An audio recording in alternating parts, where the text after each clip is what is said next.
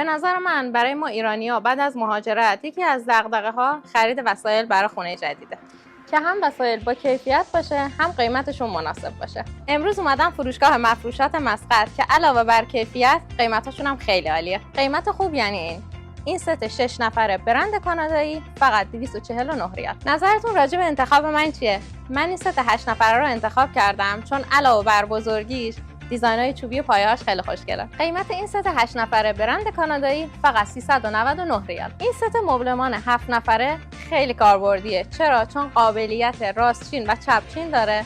قیمت این ست 7 نفره کاربردی برند کانادایی فقط 349 ریال. قیمت این سرویس خواب برند کانادایی فقط 575 ریاله و همراه یک دوشک نیمه طبی مجانی. از ویژگی این میز آرایش کشوهای با تقسیم بندی و همچنین نور LED روی آینه است که قابلیت روشن و خاموش شدن به واسطه لمس رو داره. از ویژگی خاص این کمد درب شیشه‌ای به همراه تقسیم بندی‌های شیشه‌ای با نور LED، همچنین درب‌های هیدرولیک با قابلیت آرام بند. شما توی فروشگاه مفروشات مسقط علاوه بر مبلمان و سرویس خواب میتونید این لوسترهای قشنگ هم انتخاب کنید. شما توی فروشگاه مفروشات مسقط انواع لوسترها رو با تنوع دیزاین‌های کلاسیک و مدرن میتونید پیدا کنید. برای چیدمان یک خونه شیک و زیبا حتما بهتون پیشنهاد میکنم به مفروشات مسقط سر بزنید.